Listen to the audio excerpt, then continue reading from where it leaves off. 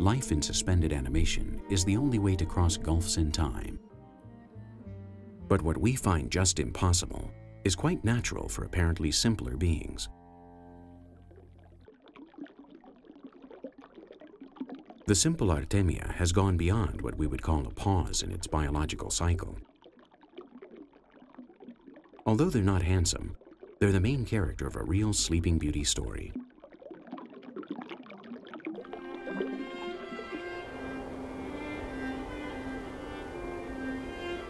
Once upon a time, in southern Africa, a colony of Artemia laid their eggs before a dry period that lasted 100 years. Once the salt mine where the adults had lived dried, the eggs were scattered over the ground at the mercy of the elements. The eggs were smaller than the finest grains of sand and remained half buried in the dust. After the first few decades, it seemed that all trace of life had disappeared. However, its living spark was there, waiting.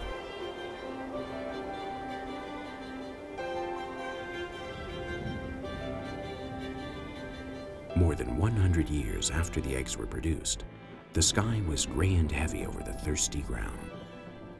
On that afternoon, the sky opened and it rained. The touch of raindrops on the eggs awoke them from their latent state and little by little returned them to the living world. A cascade of hormones was started inside the still living eggs. Just 1%, but it was enough to start again. With the sudden increase in humidity, the embryo development process was reactivated, a surprisingly fast process. In just a few hours, while the water level rose in the former salt mine ponds, thousands of minute Artemia larvae joined the party underwater. They were celebrating their own resurrection. They had vanquished time and were now ready to perpetuate themselves once again, till the next drought.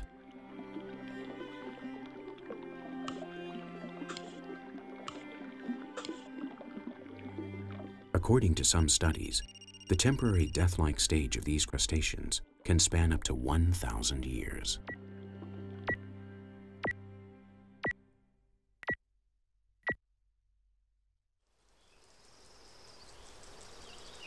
For Artemia and some other extraordinary species, suspended life is not a linear process. That's why they break our traditional succession from birth, growth, reproduction, and death, called life. The ability to stop the life process and to reactivate it later and organize a biochemical device that can be restarted with just some drops of water or by a slight barometric variation, that represents the conquest of time. It's making fun of the clock, escaping death, and approaching eternal life.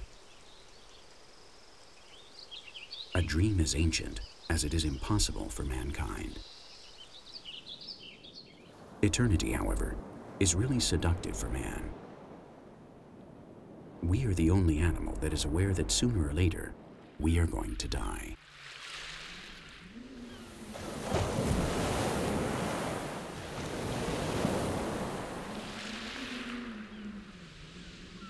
On our planet, the living beings that are the most similar to the concept of immortality are the beings that are the most different from Homo sapiens according to evolution.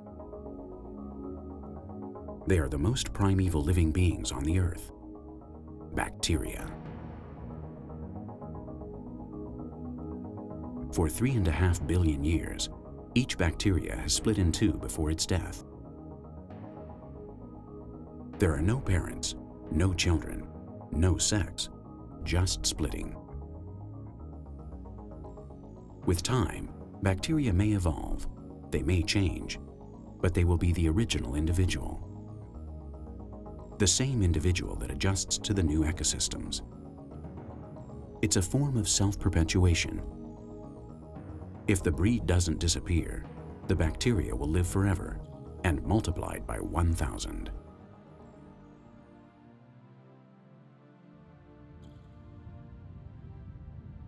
Some say that the first bacteria arrived on Earth from outer space. Whether this is true or not, no other living being could have withstood the trip better.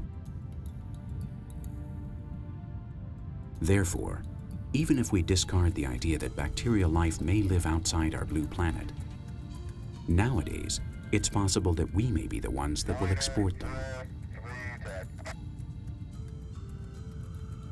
And that will be the fact, the only fact, that we will not have copied in one way or another from wildlife, from natural genius.